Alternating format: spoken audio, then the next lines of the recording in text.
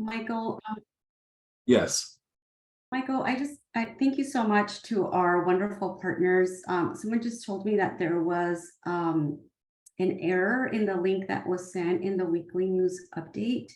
And so I'm going to reach out to our local leadership and our regional partners and ask if you know that you have teammates that may be struggling to commit. Can you help us out by sharing this link?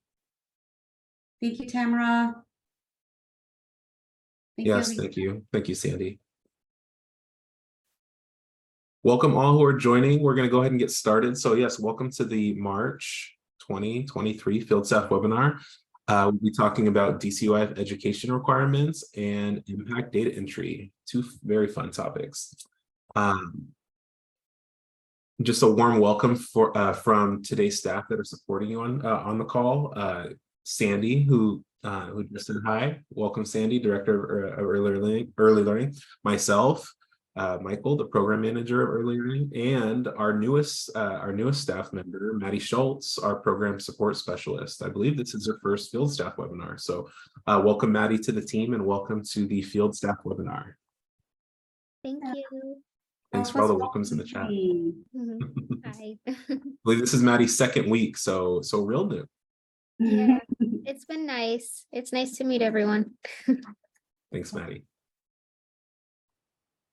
And we've got some guests today. A couple staff from DCYF and one of our own here. So Diana Stokes, the Staff Qualifications Manager at DCYF.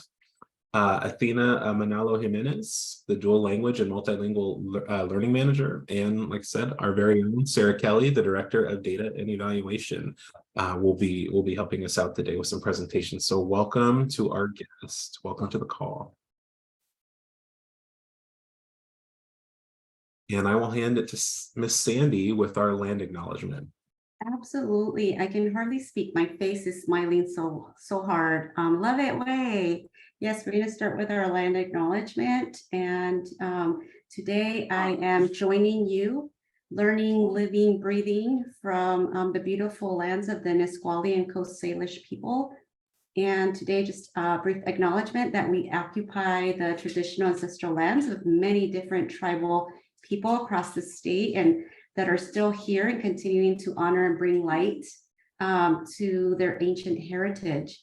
Also labor acknowledgement and acknowledging the forced and unpaid labor of enslaved people that are the foundation of the United States that has not been compensated, and without them we would not be here at this gathering, this dialogue in this shared space. So welcome all, and this photo here brings me so much joy. Patty Coss Maxwell, many of you know Patty Coss Maxwell. I'm here with the CCA of Washington, Professional Development Support for Coaches, shared this photo, and it just feels like so much progress. Thank you to DCYF, our partners, for their great work, and our partners at the University of Washington at Cultivate Learning for the years of partnership that they've been building with the Aboriginal Head Start of British Columbia, who have created the Love It Way, just a meaningful way to bring in community-informed data about their early learning programs and community needs in such a collective and empowering way. So right now, we have, again, thanks to our partners at DCYF, we have partners, our very own CCA of WA representatives, Kathy Blair, who is the regional coordinator of CCA of Eastern Washington, is there. Patty's there. I see some of our Cultivate Learning staff members also there. Mike Kasperzak, a trainer with King and Pierce counties, and also our very own Shelley Knight, our coach from the CCA of Olympic Peninsula, is there. They're soaking in the learning, and they're excited to bring it back to coaches at the Coach Connection calls and also at Elevate. So we're excited for all their learning and all they're doing today. Thanks so much, Michael. I hope that this picture brings you joy. It's just a great way to see how we may be able to integrate some of this great learning with Love It Way for tribal affiliated programs here in the state of Washington. So more information to come. Yay, I'm so glad you're excited. And in our next slide, Michael, if I can ask for your help. It's been a minute. It's been a minute since we've done one of our activities that we did with one of our partners who's moved on to other work in early learning, Denise Ellenwood. She was a coach with the CCA system. And when we invited her over, we did an activity. We did an annotation and we put a little heart where each of us was coming from. So I wanted to invite that activity. We've had many new coaches join us. And so I wanted to invite you to do this activity with me. At the top of your Zoom link, you should see a tab that says View Options. There's an opportunity for you to click on Annotate. And with that, there's stamps, different shapes. There's a heart stamp.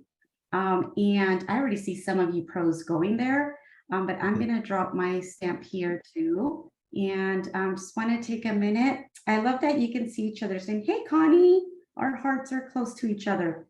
And there's Natty Diaz. Oh, wow. And I see Rebecca all the way there in Karen and Spokane area. Thank you, Jody, for joining us way from up north, very close to where our friends are in the Love It Way. Love the clusters of hearts.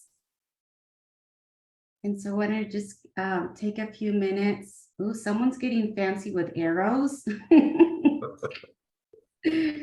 I love that. Michael, and I won't forget, Maddie, I'll ask for a screenshot before we move on so that we don't lose this. And I'm just going to check in with all of you. There's 137 of us. But I know this is so wonderful to see where we're at. And some of you are off to sea. Oh. I see you. Oh no, we moved on. That's my fault. Sorry. Hang on. No, that's my bad. Okay. Thank you, Michael. And I think the hearts are slowing down. I love this. This brings us so much joy.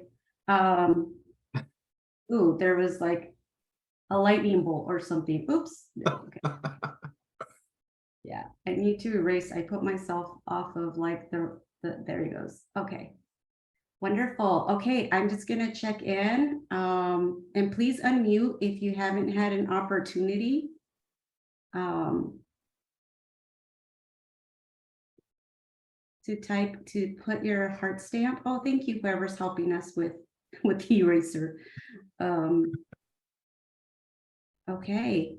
Last call. Please unmute if you haven't had an opportunity. We want to make sure we capture everybody. Thank you, Donna. Okay, Miss Maddie, I'm going to ask if you could help us with the screenshot. Let us know when you're ready.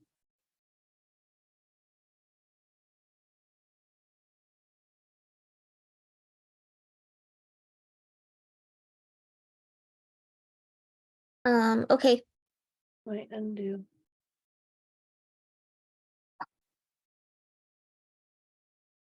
All right. Thank you for that, Maddie. And thank you for that for all who participated in the activity. Lots of hearts. Thanks, Michael. Yeah, I'm going to drop one more thing. I just in doing my own work. I've also just recently came across just a great documentary, and I wanted to invite the documentary centers on work that is being done around the murdered and missing Indigenous women and people. And it's called Murder in Bighorn. It's a documentary that was, it is directed by tribal members and artists as well. And so just wanted to share, I just started watching it, but you can learn a little bit more here on this website. It's the Sundance Festival, but you can read a little bit more and invite you to maybe take a look at that documentary. It's just so important that we can continue to be informed about our murdered and missing Indigenous brothers and sisters. So thanks again for joining. I love seeing all the hearts and stars. And I'm gonna turn it back over to you, Michael. Thank you, Sandy. All right. Oh, and the hearts and stars are going to stay on the next screen, and that's okay. I love it. So just a reminder of community agreement. So webinars are already being recorded. We started on time, so we'll make sure that we end on time. And you guys are already doing a great job of interacting through chat. Make sure to use the raise your hand feature if you'd like. Unmute. Please stay present and be mindful of background noise when you are unmuted. And then just stay muted when you're not speaking. And then create space for multiple truths and norms, and be kind to yourself and others. We rock these pretty well at our field stop webinars. So if nobody has any other questions, I'm going to hand it over to Diana. All right. Well, welcome. It's the end of the day, so I do appreciate you all being here for staff qualifications, which I know is an awesome topic for the end of the day. So if you have questions, feel free to add them in the chat. And we'll just kind of cover what staff qualifications are and how to best support providers that you are working with. And really, so the overview today is going to be just what is staff qualifications, the different pathways that are available. And then I'm also including the connection to the Merit dashboard if you are supporting providers and they have questions on that. And then so just an overall, staff qualifications is more than just the education. It includes the hiring and pre-service requirements, training that's completed at the beginning or ongoing, as well as that job role education that's connected to a timeline. So just when we talk about staff qualifications, just know that it's a lot more than just education. I'm not going to read the next two slides to you. One is for family homes and the next one is center. This really just highlights the hiring requirements. So most roles need a high school diploma and most roles need to be 18 and starting with that. And it has to be both. So sometimes we have a high school senior who's still in school that may be 18, but does not have that graduation with their diploma yet. They can start off as an aide and then get promoted to the assistant or lead teacher once they have that high school diploma. And then again, same with centers. The one caveat that I want to call out here is when you have the center director, assistant director, and program supervisor, only one of those roles have to meet the hiring education. This does come up a lot with the retention and turnover that we see in the field currently. So if I'm the assistant director in a program and I'm hiring a new center director, if I meet the education requirement and I have 45 ECE credits, I can hire Michael, who may only have 10 ECE credits or nothing besides the high school education. So that's something that we hear a lot with programs. The other question we get a lot is, what about the timeline? What if I was hired prior to the WAC changing August 1st, 2019? So if I was hired before the WAC change, my dashboard can remain in yellow when it comes to the hiring education, and that's okay because I'm going to be working towards my job role education. And most pathways will then also meet my hiring education. If I was hired after the WAC change in 2019, I do need to have that high school diploma or my college education, whatever I may have verified in Merit to meet that hiring education. And again, that third bullet, it's what I just said too. If you have one of the roles that meet the hiring education, the other two roles have the option in Merit to indicate that they meet it through another user. They select that role, and that's what the licensor sees, as well as the facility site when they are looking at their qualifications for their staff. Diana, while you're going through this, I'll keep an eye on chat. Perfect. We're all really paying attention, so nothing's coming in, but I'll just jump in if something doesn't. I've already mentioned to everyone here that we'll be sharing the slide deck. So thank you so much for sharing that with us. Perfect. Yes, and hopefully as you review the slide deck, things will make a little more sense after, because it does take a lot of time to digest all this information. So this family home slide is similar to the one that we just saw, but it includes the job role education requirement. when we say job role education requirement, that's the one that's connected to the 5-year timeline. The family home owner, the licensee, they have 2 requirements. They need to have the initial certificate. All of these have equivalents. I'm just going to name the named credential in WAC. Just know that it could be the initial certificate or PACE or the experience option, those other equivalents. But the initial is met within the first 5 years. And then 2 years from that, they need to complete the short certificate for that 8 additional credits. So they can have up to 7 years to complete it if they take the full 5 years for the initial. The lead teacher and assistant teacher in a family home, they have the initial certificate within 5 years.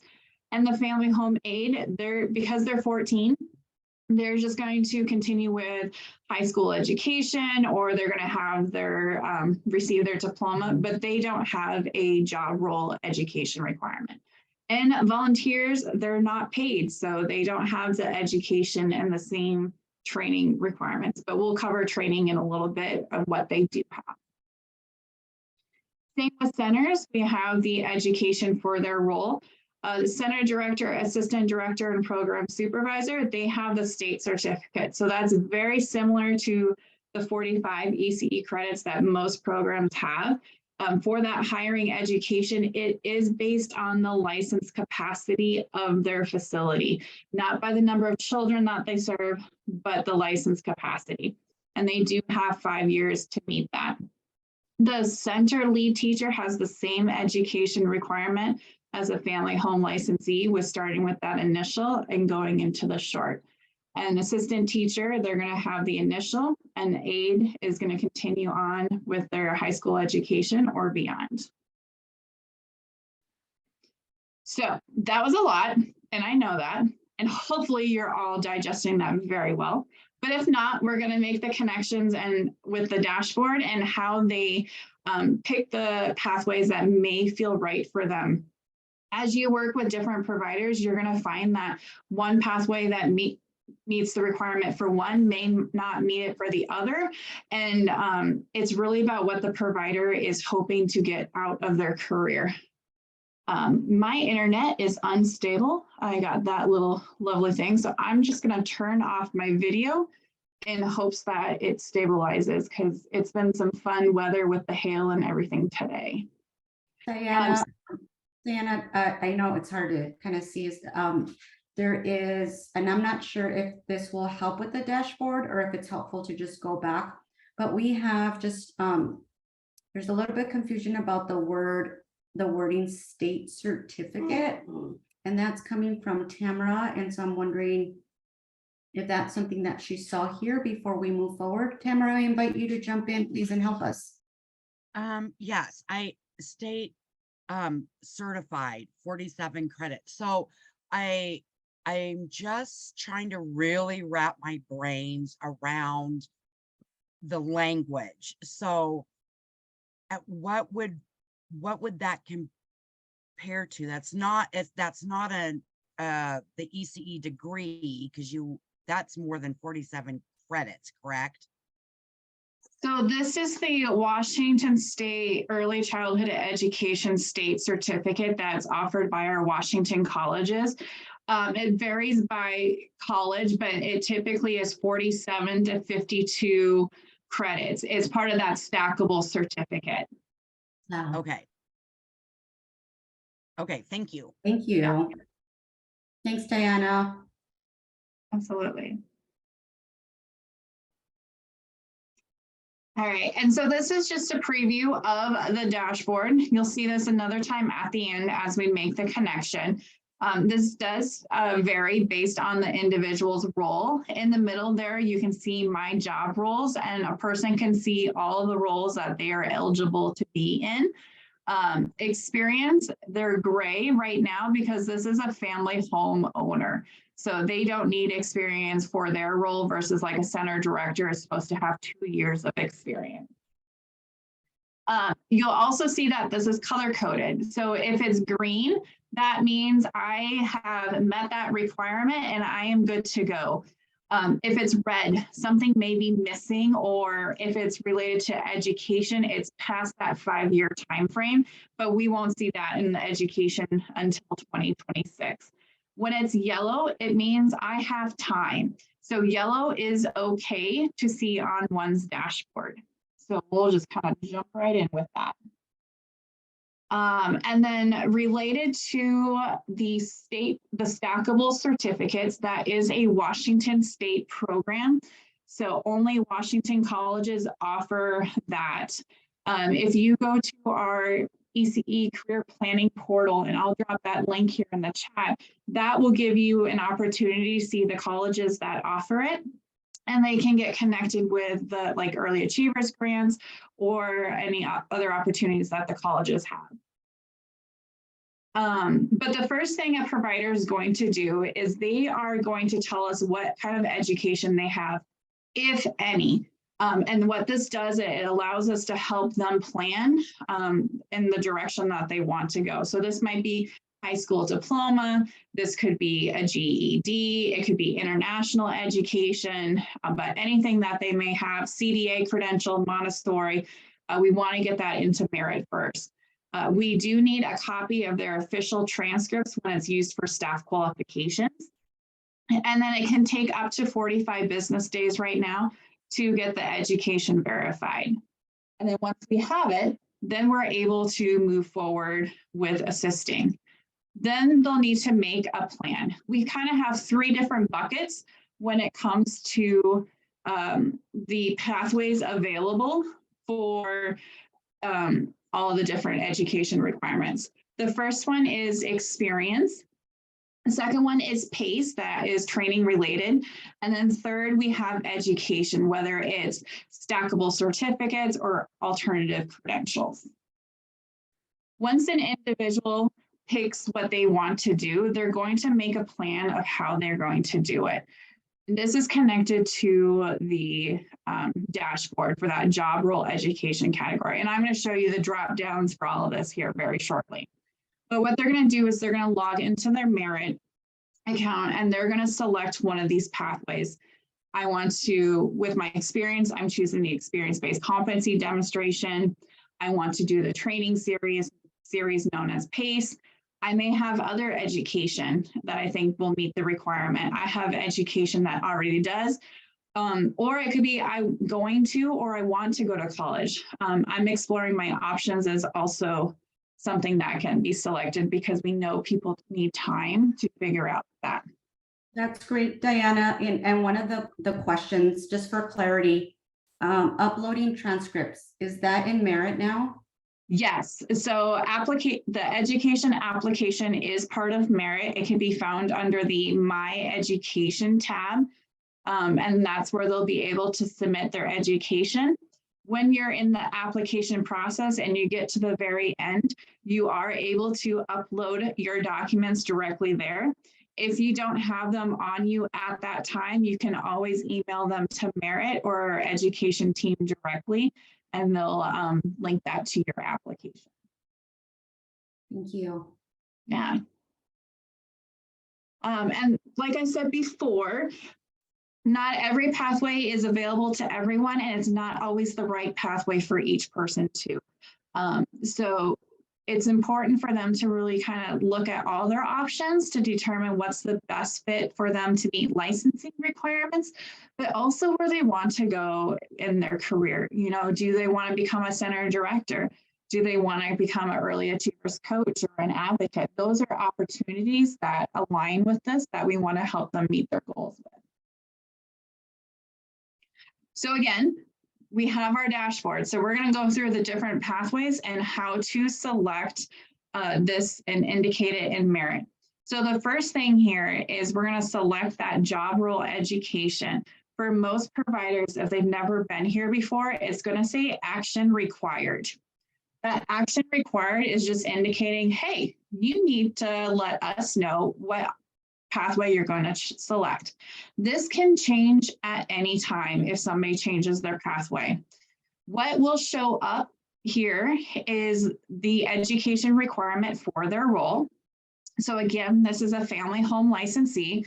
So it does show that they have 2 education requirements.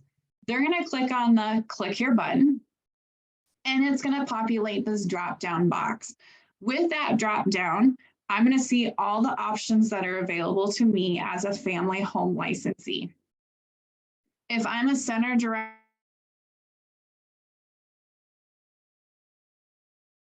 assistant director advisor, I'm not going to see PACE or the experience option because those I'm not eligible for. And if I'm not going to have those 7 years of experience by 2026, I'm not going to see the experience option either. So if somebody's missing something, just know that it's likely connected to their role. But what I'm going to do here is I'm going to move on and I'm going to show you the experience option. So this is available to those that were hired prior to the WAC changing. If I'm going to have 7 years of employment in licensed care recorded in merit by August 1st, 2026, I'm eligible for this. I need to have a short or an initial certificate requirement for my role. If not, I won't see this. This option is not going to be eligible for ECAP performance standards, and it doesn't award somebody the professional development points for early achievers. And then connection with the dashboard, I'm going to select here from that drop down that I showed you previously that I want to use my experience and training. And then I'm going to click save. Biggest thing is make sure you click save, because if you don't, it's not going to save it. But what happens is if I'm eligible and I'm going to hit those 7 years, I'm going to turn green. I won't have to do anything else for my job role education when it comes to meeting my licensing requirement. And then it'll meet it for the initial and the short. So again, I'm green, and then I can just keep on going with meeting like my training requirements there. I then love first I love the use of colors, Diana. So we want to go for Yes. save and green as kind of our option, right? So that's one Yes. indicator. Okay. I have 2 questions for you, Diana. And the first one is, so in order to apply for the experience-based competency, you need an initial certificate. So you need to have the initial or short certificate as your named credential that you're supposed to have. So you don't need to have those credentials for this pathway, but it means I have to be an assistant teacher, a lead teacher, or a family home licensee to be eligible to select this option. If you have the initial or short certificate, you definitely want to use that to meet your education requirement, because you're able to progress further with that. Okay, great. And we'll just, Katie, we'll just check in with you. Let us know if that helps out. And then one question from Tamara is, if a director or teacher or family home provider chooses an option and then later decides they want to make a different choice, can they make their choice more than once? I love this question. Yes, they can change their pathway at any point in time, as long as it is a opportunity, like the pathway that they're eligible for. So let's say I did the experience option first, but then I'm like, you know what? I really like what's happening in PACE. I want to do that. And then from PACE, maybe I'm wanting to become a center director. And so now I'm going to school to get my state certificate. So they can change it. The only caveat with that, Tamara, is their timeline doesn't change.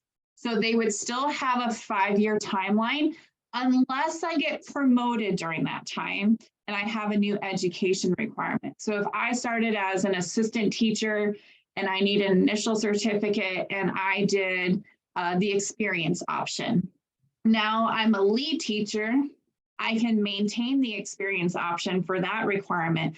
Or maybe I'm changing it and going through PACE, and because I have a new education requirement with that short certificate, I now have a new 5-year time frame. But if I'm just going through my options and I decide to change my pathway, but I'm in the same role, that will keep my same 5-year timeline throughout that time. I see your thinking face. What are you thinking? Yeah. So, so I'm trying to absorb all of this. So you gave a great example of how they can choose, moving forward, right? Start with experience and then maybe do PACE, or then maybe, go up. What if they decide to go after they've made that choice to move up? Then when it's time, they're like, I think I want to go back down here and just do the experience instead. As long as they're eligible and they'll have those 7 years, they can absolutely change it. So let's say I went to college and that was not for me. I did one class, it was too hard or too much time, money, whatever the reason. And if I'm eligible for PACE or experience, yeah, they can absolutely go that direction. There's no right or wrong way. It's about what's going to help them meet their goal. Fabulous. Thank you so much. Of that flexibility. And one last question, Diana, before we move forward, I think this is pertinent to the dashboard. There's a question from Reagan. What if on the dashboard, there's no information? So all that she sees is the word applications. Is it due to being hired before 2019? That's a great question. It's actually not connected to the date of hire. It's connected to the employment that's in merit. So I used to be a provider. And so, but because I no longer have active employment, I have like the regular dashboard that I had previously. But if you have active employment in a licensed program, this is only for early learning. We're working on ECAP right now. But if I work in a licensed early learning program in one of the roles of teachers or the administrative staff, as long as I don't have that other or volunteer role, you should see a dashboard. So Reagan, it could be based on the employment record. If you're not connected to a licensed center, that could be why.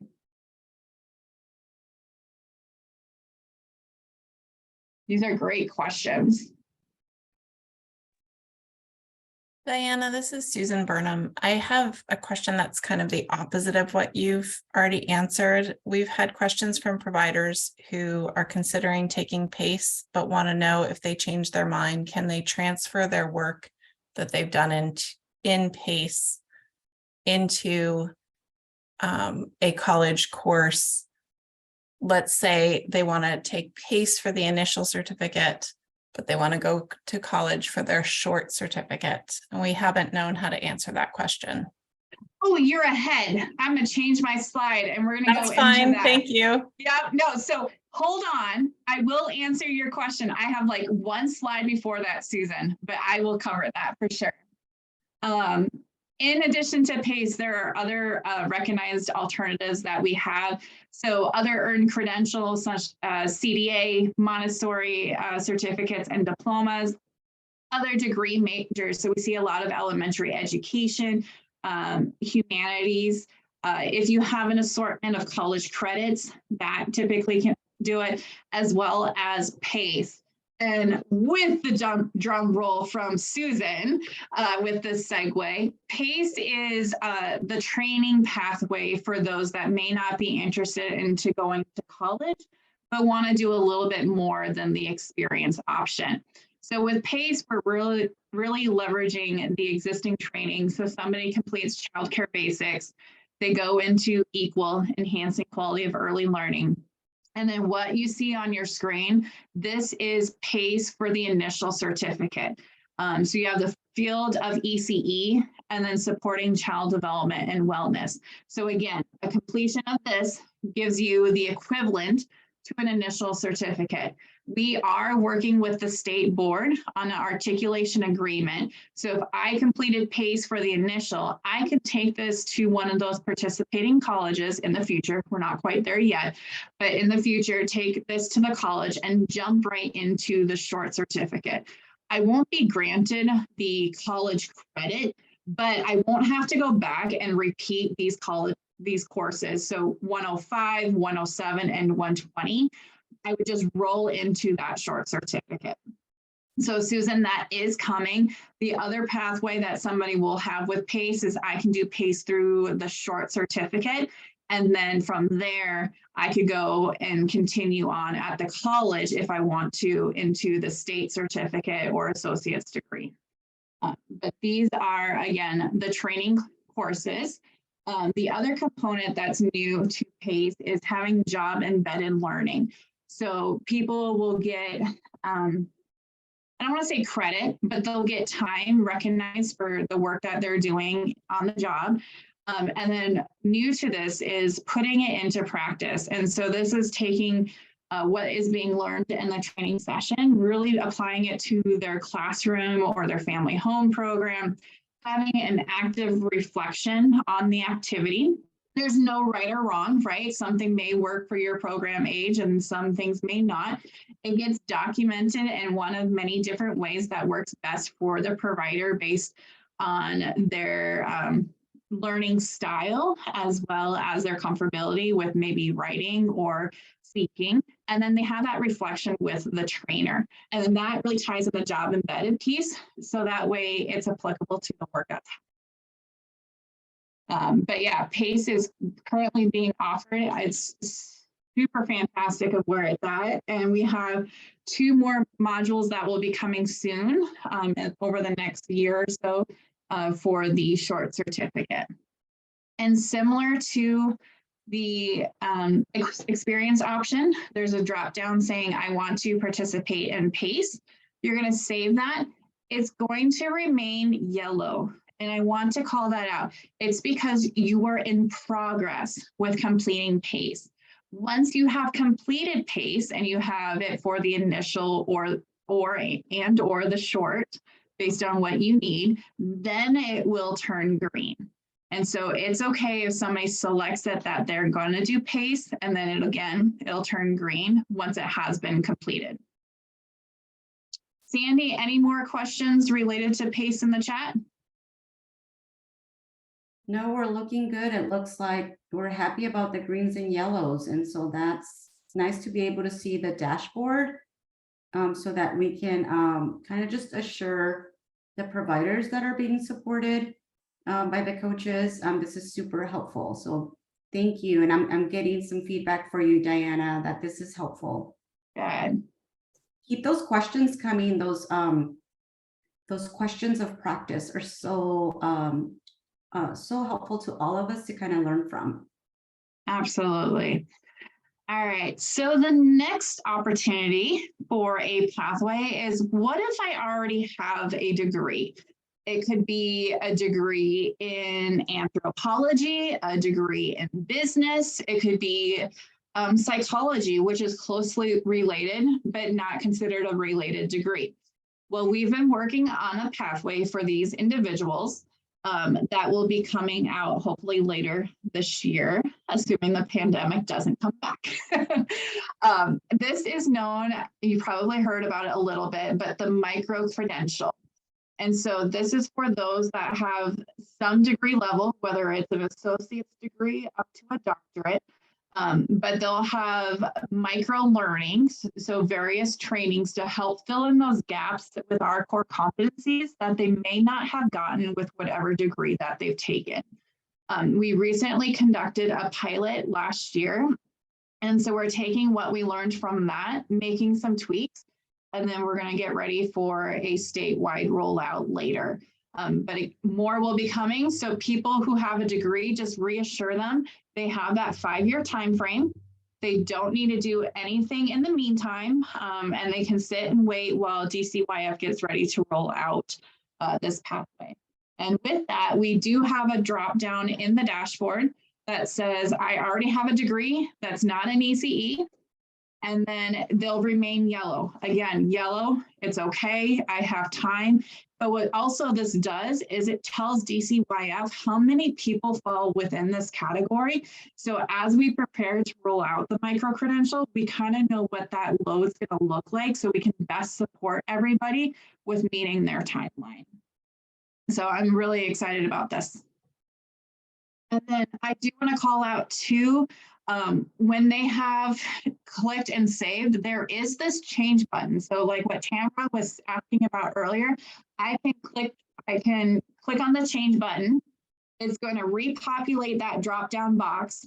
And then I can see all the drop downs that are eligible to me based on my role and my hire date. So if you're working with someone, they can go through and update that.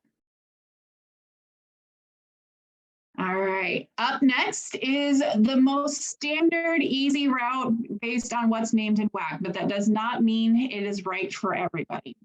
This would be the stackable certificate. So there are 3 different stackable levels. You have the initial certificate, short certificate, and state certificate. These, they stack, hence the name, on top of each other. So you start with 12 credits with the initial certificate. That's 3 classes. To earn the short certificate, it's 2 additional classes. The short certificate also has many different specializations. So I could focus on family childcare, administrative, I can do a general. I believe there's infant toddlers, there's home visitors. And then brand new is an outdoor nature-based learning short certificate for our outdoor nature-based childcare programs. So that will be available this year as well. It's so exciting that we are really honoring that in the state of Washington. I love that. Just had an opportunity to visit with coaches in our CCAF Northwest area and just got to observe a phenomenal outdoor learning environment. Diana, I just want to invite Felicia. I'm seeing your comment here. Just want to make sure that there's no question attached to it. So I just wanted to give you an invitation to unmute and let me know if I'm missing a question there. Well, not really. I just kind of, I just know previously you could upload your transcripts, like, and you could kind of figure out what classes you need, because you might not have to, if you have another degree, and there might be some classes that are required under the AA or whatever it is, BAS, that would meet some of those requirements, and then Merit would apply those. Right. And then so there might be less classes that one has to take, even if they had a healthcare or something like that. Because even people that maybe someone came from a different country and before it was not transferable, but I've seen even that be transferred. You just have to upload those transcripts. So I don't know if that's still a thing. Thank you. It seems like we heard Diana say that, yes, that the option would be to submit your transcripts in Merit. And there's an option to do that. And I appreciate that there's just more flexibility for other types of degrees. Thank you for that. And then Tiffany asks Diana if there are early achievers grants or CCA of Washington scholarships available to Washington staff who live outside of the state. And so she mentions that they have a couple providers who live in Idaho, but they work in Washington. And I know that for our CCA of Southwest, that's also similar, having people kind of live in Oregon and work in Washington. Diana, do you have information about that? I don't oversee the scholarship program, so I'm not as familiar. However, I will get the chat from this too, so I can follow up with my team members that do oversee the scholarship program and list that. I do believe that if you're working in a Washington State program that you do qualify for it, but I would have to confirm with my team about that. Wonderful. Thanks, Diana. We'll hold on that one. And I think that, yeah, there's just a comment that we'd love to see like any handouts. And so the slides and all of the information, even the links that are being shared, we'll make sure that we have those for you ready in Schoology next week. Thank you. That was all, Diana. All right. And then so with the stackable certificates and any other education, as it's being verified in our Merit applications, it does get captured into the dashboard. So for example, this individual, we're saying that they have their initial certificate. They still need the short certificate, which is why they're in yellow. And again, yellow means that they had the time. But the dashboard is pulling information from all the different areas within Merit itself. And so that's coming from the education application. The font for the initial certificate will turn black once it's been met. You see the short certificate there still in red. And once that has been verified and entered, then the whole section there will turn green. And for all the pathways and the education application, that really covers all of it in the connection to the dashboard. So we will jump into training and cover a little bit of this. So training, there's 3 different types of training. We have your pre-service requirements. We have the training requirements, which are your health and safety topics. And then 107 is your in-service training. So like your annual hours, equal, and the leadership practices for the administrative level. I'm going to go through these slides kind of quickly, just because there is a lot of context here, and I know you will get these slides. Pre-service, this includes your background check, TB test, and licensing orientation. So providers will need to complete that at the beginning before getting licensed or promoted into a role, say for licensing orientation, and they need to complete it. Training requirements. We have childcare basics, which needs to be completed by pretty much every role except for the volunteer. There are multiple ways to complete it. And I believe I have a slide here in a couple that will go through that more too. CPR first aid, that needs to be completed prior to working with children unsupervised. You have bloodborne pathogens and the food handler's permit. Based on the program type, if they are licensed for infants, they will need to complete Safe Sleep. The only Safe Sleep that meets this requirement is the one that DCYF offers on our training site. We've had a few reach out to see if this other training would need it, but it really needs to be this one so we could meet our federal health and safety requirements. All right, before we get into childcare basics, we're going to cover the volunteer. The role of the volunteer is really determined by the program if they're considered an ongoing or an occasional volunteer. You can see on the slide, if you have it in front of you, that we do have examples. If a person is considered an ongoing volunteer, they do have to complete our federal health and safety training topics. So recognizing and reporting abuse, emergency preparedness, prevention of shaken baby syndrome, serving children experiencing homelessness, Safe Sleep if they're working in the infant room, and then the food handler's permit. One way that a volunteer would not have to complete these individual trainings would be to complete childcare basics. They're not required to, they can complete this individual trainings, but they have that option too. The occasional volunteer, they are not counted in ratio, and they're here and there. They're not a frequent individual in the classroom. Is the MMR still required? I would have to check in with licensing on that. I do believe it is a requirement per the WAC, but I can follow up on that, Felicia. Okay, because it's never, I really never see a document in anywhere. And as a center director, we're supposed to get MMR, but there's never, I haven't yet to see a document that says it's required, other than probably the WAC, but. Yeah, but no, you're right. Documents. I recall seeing something on our DCYF website at one point, and then there's the WAC, but I can check in with licensing and get that clarification. One of the things, that's a great little segue too, is in Merit, there's an opportunity under the health and safety section to record immunizations. That's actually the immunization training on our DCYF online site. So we are adding in totally optional to record in Merit section for the MMR.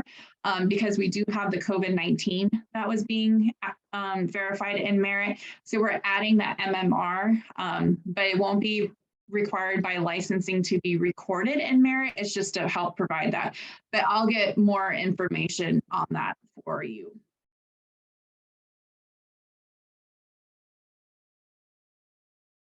Thank you. You're welcome. So a couple questions coming in. So is subsidy training still required? It is if you are accepting subsidized care. We are updating the licensing orientation into a business practice, and it's going to include electronic attendance, subsidy training, and licensing orientation, but it is required for certain individuals. Jessica, as far as COVID vaccinations, I know the governor put out an updated directive, but I haven't looked at it recently to say what the date was on that, to say if it's still required. So I can follow up with that one as well. And then for the TB test for volunteers, I lost my track as I was staring at my slide. It is not required. It's encouraged, but it's not required here. You guys have some great questions. I appreciate it. It means I'm not putting you to sleep just yet. All right. Can I ask a quick question? Absolutely. Why are, like, some, for example, like the TB, why would some be required and some are not? Even if, I mean, what if they did have TB, you know, even if they are a volunteer or whatever, whoever's not required, why is it like that? I will have to double check the WAC to be sure. As to why it's like that, I would have to say it probably goes back to negotiated rulemaking and what the process looked like that several years ago. But I can also follow up with licensing too to see if there is some type of policy or thought process as to why the volunteer requirements are different. Yeah, my thing has always been about consistency. It's always, some of you have to do it, some of you don't have to do it. Family, you know, like there's those differences between center and then the family providers, but everybody's supposed to be, you know, providing a similar service for families and children, yet there's still those, well, you don't have to do it, but you do type situations. Yeah, no, for sure. The first thing that comes to the top of my mind is what you can do for paid staff and have that requirement versus the volunteer who's not being paid for their time there. So that may have something to do with it. But again, I'll get that clarification as to why not everything is consistent there. I Great. appreciate it. Yeah, of course. It's a great question. On the screen now is childcare basics. I do have a couple more slides, but I know we have some other presenters. So please bear with me if I speak a little fast. I'm hoping the training part is a little bit easier to comprehend at this time of day, but you can always reach out with questions. Childcare basics can be completed in many different ways. On the screen, I won't read them to you. These are the different opportunities that a provider can meet this. If they completed a previous version, so like the 20-hour or they had an education exemption, that does meet the requirement for today as well. In service, we have the 10-hour annual in-service training, and then most roles do need to complete equal. Training can also be completed by our state approved trainers. They can attend conferences like Elevate and WIAC and Bridges. They can also do college coursework that also can meet college in-service hours if they're ECE based. Hopefully, it looked like in the chat earlier that you guys are familiar with Equal, but Equal is the 20-hour training series that's completed after childcare basics. This does fulfill their in-service requirement for their year, so they don't have to complete additional training unless they choose to. There are 2 years of it. Each year has 2 parts. Each part is 5 hours, and this builds up, and I've got a great visual here. So year one, as I first come into the field, I'm going to complete childcare basics. My next 2 years of training are going to be focused on equal, covering brain development, executive functioning, engaging interactions and environments, positive behavior supports. And then after that, I go into my annual in-service requirements for my role.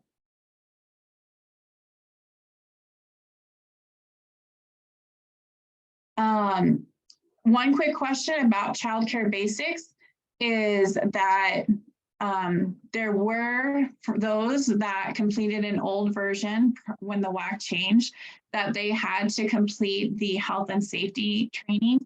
This is because we had the CCDF requirements, those federal requirements, and so we had to ensure that everybody was able to meet that without having to recomplete childcare basics. So you may have some providers who previously completed those health and safety modules to be considered in compliance with that requirement. So equal is new, so enhancing quality of early learning.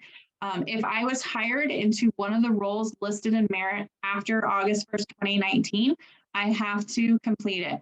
If I was hired before, I don't have to, unless I'm doing PACE and it's part of the PACE progression. And at that point, I would need to complete it. Like the education, we do have equivalent options for equal. So the short certificate or higher. This does include our recognized education and credential equivalents. And then we also have a partnership like we do with Childcare Basics for ECAP, PedStar, and Washington State School Districts. Now, this is the part I know you all have been waiting for. I am going to put a ton of links in the chat for you. Thank you. You will get these as well separately. So if you don't grab them all, it's okay. These are my favorite resources to use when I'm working with providers on staff qualifications. If you're not familiar, we do have a website dedicated to staff qualifications broken down by program. So you can see a screenshot of that there. Thank you so much, Diana. And we will share via the weekly news update and also in Schoology, just so you can find that. There's one more question that Robin brings us, and I just, do you have just a minute to Yes. answer that? And so she said if staff, I believe it's previously had a CDA, will this help with an education equivalent? Yes, that's a great question. And we get this one a lot too, because there was a lot of emphasis on earning a CDA prior to the WAC changing to the stackable certificates. A CDA does count towards meeting one's education requirement. It depends on your role. It is considered an equivalent to the initial certificate, so equivalent to 12 ECE credits for licensing purposes. If you're a center director and you have a CDA, it would be a CDA plus 35 ECE credits. So it would meet a portion of that. But yeah, that definitely still plays into it. And then also too, they can go take the CDA to the college of choice and get college credit for it, and then find where they fit into a degree plan or the stackable certificate with that CDA meeting some of those classes. So there's definitely opportunities for that. Robin, I would recommend looking at the resource that I put in the chat. It's called the Equivalent Options for Education. For everybody, this lists all the equivalents that are available, and other than the micro-credential, because that one's not available yet, but it shows where it meets within the stackable certificates for each layer. Oh, thank you so much. I was just asked this yesterday because I have a whole center who all went to get their CDAs and then were told that they're no good anymore. And so I wouldn't say they're no good. They just don't have the same weight as they did in the old WAC. Okay, yeah, Robin? they were under the impression that they would, and I thought, well, they've got to be able to get some sort of credit for them. Yes. Okay, this was helpful. Now I can go back to him with this information. This is great. That's Yes. Robin, and check out that I just clicked on the link Diana mentioned, the equivalent options for education, and you'll see it there where it's they'll say where the CDA can come in and help a bit. But there's Okay. just a little bit more, yeah. I just copied and pasted all those links, so that'll be good. Thank you. Yes, and thank you. I just really, let's give Diana a warm applause from the CCA system here. Yay. Just a lot of kudos, Diana, thank you. And we, in the weekly news update, you'll have access to the slides and all of the links. You'll have it all in that one email that comes out Monday evenings in the weekly news update. And also you'll find them in Schoology in the same place. All of those things will be there, including the recording. Thank you so much, Diana. You're welcome. Thank you for having me. And if you guys have follow-up questions, I have my email on the slide here, as well as the Merit inbox. So you can feel free to reach out to my team or myself, and we're more than happy to help you and the providers that you're working with. So thank you for having me. Yes, thank you, Diana. And so I will just bring in a little bit of a pause, invite everyone to kind of stretch and take a deep breath. We've been sitting so attentively. Thank you, thank you. I know this is a hot topic, and so I'm glad to hear some of the feedback that this is helpful. I want to invite our next guest. She's a speedy guest, will be with us just for a handful of minutes, and that's Athena with DCYF as well, has an update for us on the dual language designation. And so I'm just looking for Athena here. I'm here. Hey, Athena, welcome. Thank you. Thank you. Hi, everybody. Thank you so much for welcoming me back. Yolanda and I are here to share that the dual language designation request will be opening in CC starting in April 3rd. So that's super soon. It's been a really long journey to get to this point, and we're really excited for this incredible and monumental opportunity to provide state support and recognition for dual language and language revitalization programs at the early learning level. As we've shared before, the dual language designation is part of the Early Achievers Quality Recognition System. And coaches, you already know you are a foundational support within Early Achievers, and we'll really be leaning on you to help participants and providers understand and navigate the designation, just as you support all other Early Achievers processes. We will have videos, tip sheets, and other resources available for you in our target 3 languages, English, Spanish, and Somali, just as soon as we finalize and publish them. I was really hoping we would have those ready for you today, but we don't. My apologies. We're still going through translations. And so I will leave with that and just say, we appreciate everything you do. We appreciate for all the feedback that you have given us. It has helped us improve, and it's also helped us build something that we think is responsive to all that you have requested. We're really excited for this designation, and we really encourage you to consider your providers who might be interested in the designation.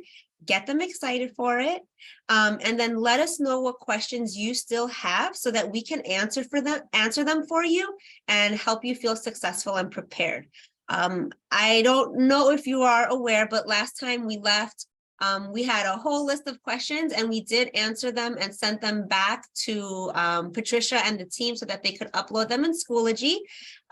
If you have questions for us, I don't want to take too much more time.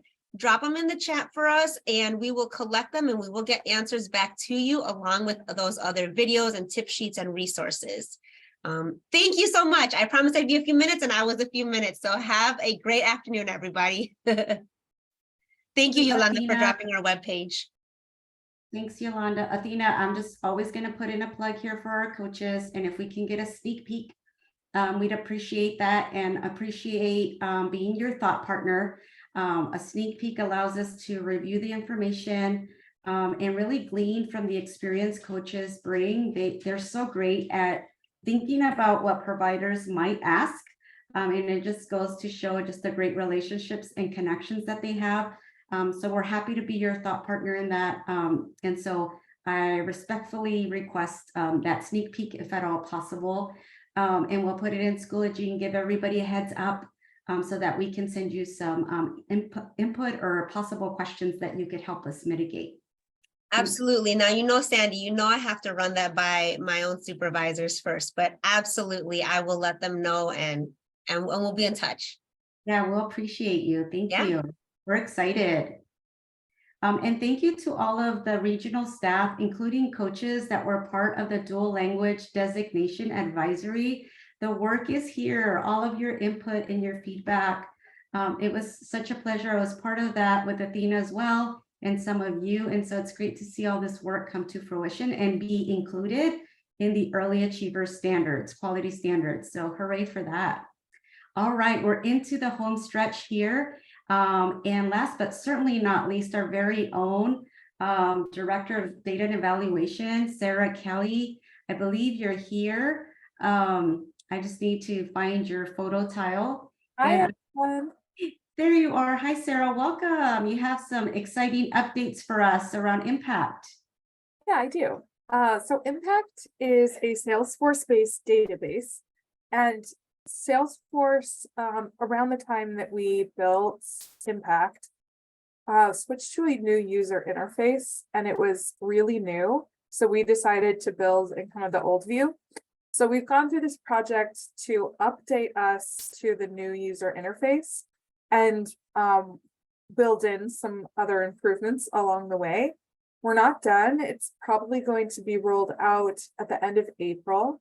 So I wanted to give you all a sneak peek of what you can expect for some changes to come. And let you know that we'll have full training materials and communication about when that rollout is going to happen. But just so that you all can see what's coming, I wanted to share a little sneak peek. Sarah, you're just talking to my heart. You know that I love sneak peeks, and so do the coaches. So you're really luring us with your vocabulary this afternoon. Oh, this is beautiful. This is you all can see it, right? Yeah. RVPD summary. Look at that. I'm excited. So this is what your login will look like when you log into the database. It is, I want to emphasize that this change is really about the user interface and the navigation. There's very little changes in terms of functionality or how any of the configuration is working. So it's going to feel very different because it'll look different, but it actually is very much close to the same, except for the navigation piece. I hope you agree with me. It looks a lot nicer. And it's also supposed to be much more mobile friendly. So you won't actually have an app, but you'll be able to log in on your phone from just a Chrome browser, and it'll look a lot more mobile friendly. So I'm hoping that data entry on your phone will be more accessible. Some of the features are, there is, as you've always had, there's a search bar. You can always just go straight to the search to find the things you want to look for. But there's also some kind of streamlined navigation to point you in the direction where we think is most useful for you all. And I'll note that this is the coach view. It'll be slightly different for the leads and the RCs. That's another kind of benefit of this upgrade, is that we're able to customize how it looks based on who the audience is. So for you, you can click on My Caseload and it'll take you to a list of all the providers that are assigned to you. And if you are on the call and you're a B3QI or an ECAP coach, it'll default the B3QI and ECAP coaches to seeing their ECAP and B3QI sites. But if you are both an early achievers coach and B3QI, you can toggle between the two. Mine just has one because just for testing, I added one provider to my caseload, but you'll see whoever is on your caseload there. The second tile, it's not fully complete, but it's going to link to a data dashboard that's going to give you a summary of your time. So I'm going to pull up an example of some of the mockups we have, but we haven't fully landed on where we want, on which graphics are going to be the best for this tab. But when you click on it, it'll take you to some kind of dashboard that'll summarize the work that you've done. So for example, this is bringing up charts that show how many contacts you've logged by month, and then how much time you've logged by month, both in unduplicated and duplicated time. So it will be the same if you didn't do any group work, but if you did group work, you can see here that this duplicated time for March is higher than it was in the unduplicated time, but the rest of them are the same because this coach that I pulled up didn't do a lot of group work. Some other ideas we have are showing some time by contact method for the leads and the RCs. The RCs will see a dashboard that just summarizes data about the whole region, and the leads will see a dashboard that summarizes all of the staff, all the work that staff that they specifically supervise have. So it'll be some custom dashboards, and that's what this RBPD summary will go to. I'd love your feedback. If you have something in mind now, I'd love your feedback that you're like, what would be most helpful for me to see is this, but also just over time, as it doesn't have to be set in stone. So just know that this RBPD summary is supposed to be your quick link to the most useful data to you. So we can't read your mind and know what that is. So if the dashboard is not useful, let us know what would be more useful. And then we have Sarah, just really quick, just a lot of appreciation in the chat. Wanted you to know that. Just people loving this. And I just, it's great to see access to our own success in data. And it just feels really empowering that our coaches get to use the data metrics for their own quality assurance and their own CQI, that parallel process that they have with providers. And it feels so equitable. And so it's just amazing. A lot of great feedback and some wishes are coming through. So I'm just gonna hold on to those from Jessica and Jamie. And so hold on to those because I know you're gonna show us my groups, and then I don't wanna lose those in the chat. Yeah, absolutely. Thank you. My groups will take you to groups that you've created. So I don't have any here. If you want to find someone else's groups, you could go to all, or you could go to recently viewed, or you could always use this search bar at the top as well. You'll see that some of the tiles link to tabs that are up here. So there's multiple ways to get to those. For the tabs at the top, you're able to get to creating mass email records or viewing mass email records that you've recently seen. And same with quality improvement plans. You have your report tab. And we also have a new tab here called support. And it has links to Schoology, as well as a direct link to a PDF of the Impact user guide. So any updates we make to the user guide will always have the current version, both in Schoology and linked here. And then we're redoing all of the recorded trainings around the database because it's a good opportunity to refresh, since all of the screenshots and screen shares should be updated. So we'll just update all of that. So things for onboarding, as well as just some of the other recorded trainings that are optional to view, they'll all be in Schoology and you can access them here. And it directs you to Impact Admin. And a few other things I'm going to show, but I'll just pause for some of those requests. Yeah. Gosh, Jessica, just really bringing it in. If our systems could talk, do you anticipate perhaps that maybe we can add the program profile queue to our RBPD summary? Yeah, we could do that. Bravo. All right. Awesome. Jessica, thanks for asking. See, just drop it here. Joanna reminds us if there's any feedback at all, please send your ideas and thoughts to the impact admin at wa.childcareaware.org. And there's just a question. I heard you say there's no app, but there is usability on the browser on a smartphone. And people are just wondering, is there an ability to do the talk to text? Yeah, I've had this question and I'm not sure, because what will happen is you'll log in and then you'll click on new touch point and pull up the data entry form. And so I don't think there's talk to text in that form, but I wonder if other talk to text would allow you to enter text in there. So I've got a couple of things I'm looking into to see if that's possible. If we find a way that seems reasonable and possible, we're going to create a guide on how to do that. Great. There's just a question as well. Just a recommendation that merit and WA Compass be added as secondary coaching objectives. Seems like coaches may be spending time doing TA with that. And so there's that piece.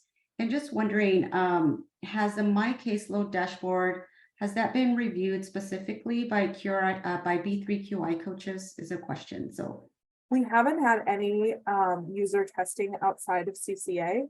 We're bringing in our data leads to do some user testing and give us some feedback as they navigate through the system. In terms of if I've tested if it works, yes, but not have I put a B3QI coach there. The way that that looks is when you click on a site, this is how the account page looks. It's still pretty long if you scroll all the way down, but what's nice is that we've kind of bucketed it for coaches by things we think are most relevant to you. So the things at the bottom are probably mostly relevant to if you're doing a full provider update. But for most of the need to know information on a regular basis, it should be at the top. And then you can go to the related link to change this assigned staff. So you see always at the top, you can see who's the assigned CCA coach, that's assigned staff, who's the B3QI coach, and who's the ECAP coach. And if you scroll down on the related list, you can see their touch point history and their provider update tracking history.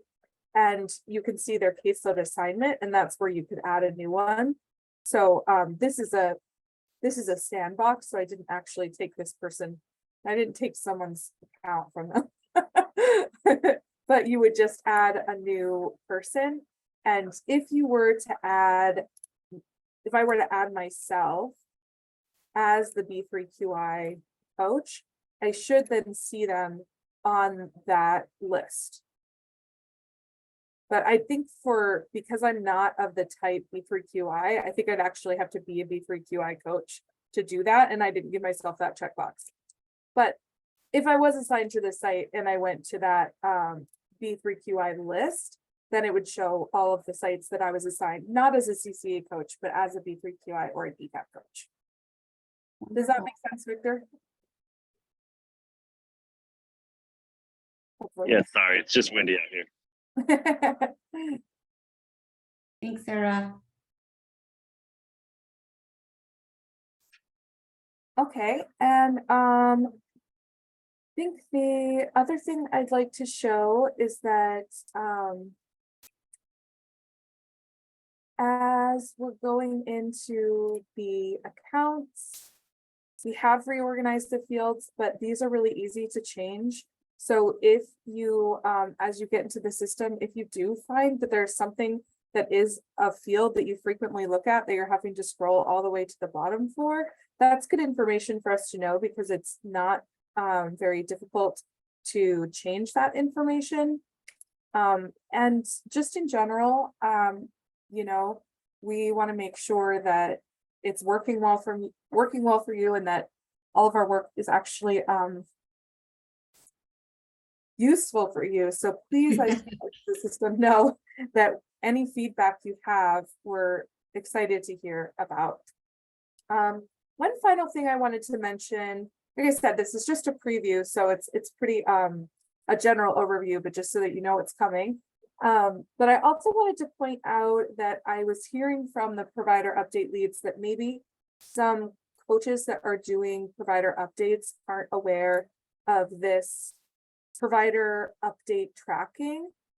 So when you do a provider update, if you've done it, if you've emailed from Salesforce or from Impact, or if you've used that provider update button in Salesforce, it automatically creates this record for you that you did a request for an update or a full update.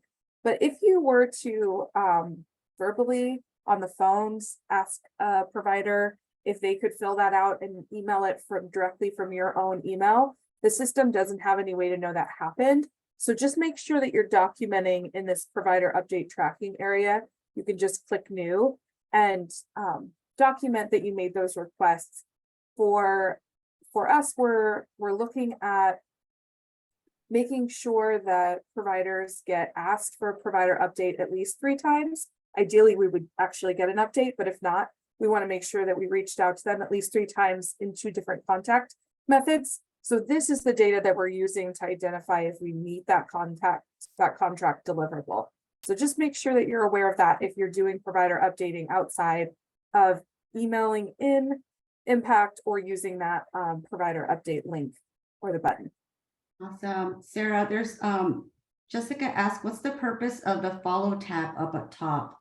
And That's a really good question. And it's a thing that we were talking about in testing. So it's interesting that you say that. There's a functionality native to Salesforce called Chatter. And it's kind of like having a little message board in relation to each of the providers. And we haven't utilized it. But we also haven't completely shut down the functionality in our system. So if we can't remove that button unless we totally shut down Chatter. And so we're kind of in discussions of, is there any use case for Chatter? Kind of depends on how much collaboration or communication we want to do in Impact, because I think if there was 2 coaches working on a site, it would be a little bit more useful because you can tag other users and say like, hey, did you see this? Or can you give me an update on this? But for working with individual sites, I wasn't sure if the Chatter function would be something that you all are interested in. it sounds super useful for alignment work. Like I could see if I was a coach and I get a referral for MHC, you know, for them to ping each other and say like, hey, I'm getting ready to go over there. Can we go meet the provider together? I don't know. Just the word Chatter makes me happy, but so maybe that's it. So yeah, I'm glad that you haven't fully taken it off because we might find new ways of using that. Yeah, and we could just put it on and include it in the user guide as just something optional to use. So if you all would like that, it would be good to know. Yeah, there's there's another question. You mentioned 3 times during what time frame? I think it was for provider updates. Or you're talking annually? Fiscal year. Yeah, fiscal year. Okay. Yeah. Thank And you. provider update leads in your region are making sure that that's happening. But as you know, this was the first year we said, okay, it really makes sense for the coach with a relationship with the provider to be collecting this information and using it as an opportunity to talk about business supports and business plans.